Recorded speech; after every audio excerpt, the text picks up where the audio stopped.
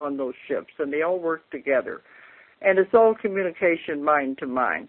Everybody keeps talking about the little grays. They have a very bad rap because, believe me, they are not doing near what people think they are doing. The little grays are like a robotic type being. They were created and built. It's just that it's not like a robot that you think of. That's what they've told me. It's not like you think of a robot with mechanical parts. It's a biologically created robot. Right, okay. They're created to do the work.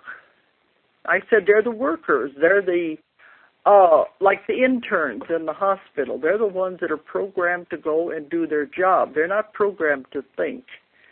That's why a lot of the people say they don't seem to have any emotion, because they're not programmed. They're just to do what they're supposed to do. Yeah. They are the huge laboratory ships that orbit way out above our atmosphere. They're called the motherships, the laboratory ships. On those, you have the tall grays, the ones that are over 7 foot tall, and they're the laboratory workers, the doctors, if you would, who are examining all these things that are being brought back to them. This is a long subject. That's why I don't want to get into it too much. I've looked at it for hours. Just in a nutshell, I mean, some people say that they're doing biological tests on us, or are they just keep... That's why I'm trying to condense it down. But it's like the little grays were created by them to do the job for them. And, doesn't it make sense? They're going to make it look like a replica of themselves. If we create a robot or biologically created being, it's going to look a little version of ourselves. Now, one thing is important. They don't like to come into our atmosphere, into our vibration on Earth. I've been taking a drink. Because they don't like the density, the heaviness of Earth. It's a very, very dense planet. They don't like to be here. It's very difficult on their bodies because of the vibration here. So they have created these little beings who can withstand the heaviness and the density. And they are always seen in the smaller craft. That's because that's what they operate in. And they can come in and out of our atmosphere and into the density without being affected. If they were the larger beings and the other types try to come in, it's too difficult on their body. Their body can't take it. So they want to be comfortable, so they would rather invent these little groups that can go down and do it. Some people have talked about seeing tall blondes or things like that in their rooms. That is not the being themselves. It is a holographic projection of the being into the room, because for the same reason, they don't like the way it makes their body feel when they come into this dense, heavy vibration. And another thing along that line, I guess, if you want me to continue with it, is they travel by raising the vibration and frequency of the craft. So many people will see that. They will see a light in the sky, and then all of a sudden it will just blink out. Or all of a sudden there's nothing there, and you'll see a light just all of a sudden blink on and begin to move. That's because they are traveling back and forth through dimensions by raising and lowering the vibration of the craft. So when it enters our dimension, it suddenly flashes on.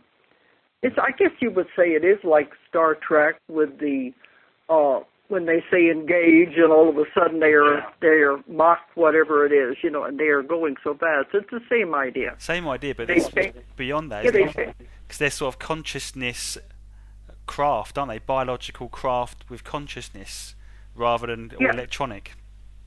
Yes, we have found those also.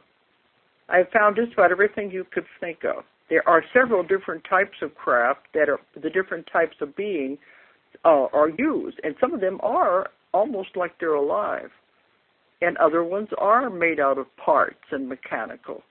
And some of them can morph and turn into different shapes and change their shapes. There's all kinds. And I've worked with the crop circle investigators, too, since 1992. I know all of the investigators there in your own country. Yeah. And those are amazing also.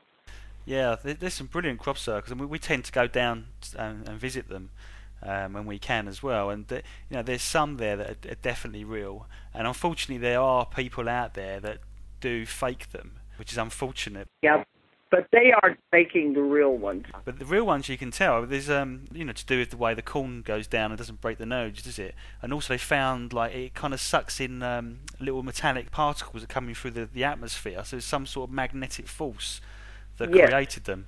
Yes, see, I know how they're created, and I know why they're there, and I know what the purpose of them is. So what is the purpose? Okay, it's a language. It's like a symbolic language. Yes. This is how the ETs communicate, because they don't use the way we do words, and it's all mind to mind. They think we're very comical. They said, all the expressions on our face, and see, this is why people think that they look threatening, because the face is like a mask. Well, they have gone beyond the use of their mouths and all of that. They no longer have to eat food. They live off of light, but they don't have to communicate verbally. They do it mind to mind. So naturally, if the muscles aren't used, they're going to atrophy. So they said what actually looks threatening to people is just because they don't use those muscles anymore. But they think we're strange because they said you have all these motions, your mouths are always moving, your hands are always moving, all these strange noises coming out of your mouth. And they said you have to put one word behind the next word to make a sentence, to make a paragraph. And it takes so long. They said, why do you have to do that? You can communicate with symbols, and that's how they do it. One symbol will contain blocks and blocks of information.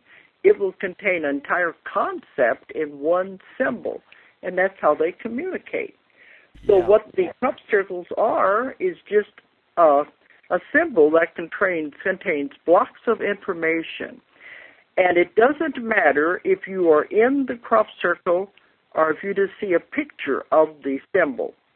It conveys tons of information into your own mind. It is inserted into the human brain on the cellular level. And I asked them, well, why would you do this? They said, because in the future, which is now, these changes we are going through, they said, you're going to need this information. It will be greatly helpful for you to understand what's happening and being able to survive. And in the future, you will need this information, and you'll have it, and you won't even know where it came from. Because at the moment, if we look at them, if you're somebody that just loves geometry, you get something from it. If you're somebody that just enjoys the magic of something being created in a mysterious way, you love it. It's just something about them that just grabs you. They talk to you, they will talk to you, but you won't understand it on a conscious level. Well, you probably know Lucy Pringle. You probably had her on your show, I think, haven't you? I haven't. No, I know who she is though. She's the lady that flies over and takes the pictures. Oh yes. Yes, and wonderful pictures. She's a very good friend of mine. And she was on my show, and she talked about how she interviewed somebody who saw them being created. And it was the first time that I've ever heard of anyone actually seeing it happen. And it was done with energy. And I said, that's what I found also. It's done with energy coming from the next dimension that is creating it. Because she said many cases that she's investigated, she would fly over a field and nothing there. 5 minutes later, she flies back, and you have this elaborate design. Yeah. Especially like the one that was called the Juliet set that was right across from Stonehenge. Yeah, I know. That appeared in 5 minutes. Well, there's a video on Colin Andrews, I think it's Colin Andrews' website, and he's there with a film crew, and there's a plasma ball in the distance hovering over a crop circle, and then suddenly you get a black helicopter coming in and it's chasing the plasma ball, and then another helicopter comes in and starts to intimidate Colin Andrews and his film crew, and it comes in really low, but you can see it on the video. It's amazing. Well, I know Colin Andrews, but I haven't seen that video. Yeah, it's actually on Stephen Greer's website as well. The project